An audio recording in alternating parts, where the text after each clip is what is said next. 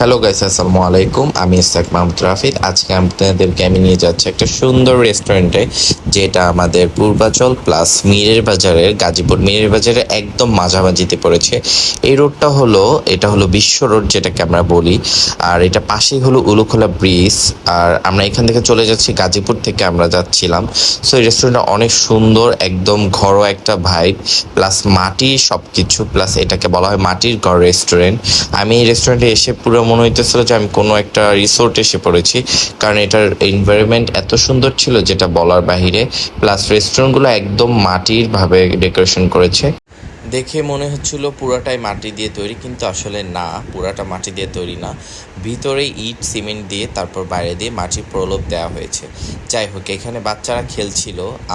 আমরা চলে গিয়েছিলাম 5-6 জন, 6 জন ড্রাইভার নিয়ে, কারণ আমরা এখানে যাওয়ার পরে অনেক সুন্দর একটা এনভায়রনমেন্ট পেয়েছি। আমার কাজিন ও খেলাধুলা করতেছিল, আর আমি আমার কাজিনকে, ছোট্ট কাজিন পরিটাকে নিয়ে আমি মজা করতেছিলাম, প্লাস ওর সাথে একটু দুষ্টামি করতেছিলাম।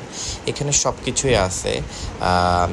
লটকর গাছ রয়েছে, লটকর গাছে অনেক পরিমাণে লটকর ধরেছে, কিন্তু আমি ওগুলোর ভিডিও নিতে পারিনি। যাই হোক, আমরা দুইজন একটু দুষ্টামি করতেছি। আমি বলতেছি চলো ইসরাত, আমরা ঘুরে আসি।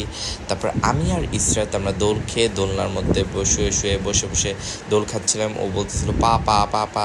আচ্ছা, যাই হোক, এখানে আপনারা খুবই ফ্রেন্ডলি প্লাস খুবই ফ্যামিলি টাইম স্পেন্ড করতে পারবেন। যারা ঢাকার কাছাকাছি তারা এখানে এসে সুন্দরভাবে টাইম স্পেন্ড করতে পারবেন। আর এটা হলো কটেজ। এই কটেজগুলোতে আপনারা চাইলে নাইট স্টে করতে পারবেন।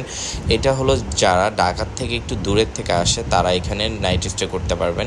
আর সুন্দর, খুবই সুন্দর সুন্দর এখানে এনভায়রনমেন্ট পেয়ে যাবেন। প্লাস এখানকার যে একটা জোস, ঢাকার কাছে কিন্তু অনেক মানে দূর টাইপের দেখতে, মাটির সব কিছু এখানে। সো এটা দেখতে একদমই মাঝে যে আসবে। আমি এখানে শুয়ে দোলনা খাচ্ছিলাম, আর আমি ও আমার কাজিন ভিডিও করতেছিলাম। আমি বলতেছিলাম ওকে জোরে জোরে দোল দে ভাই।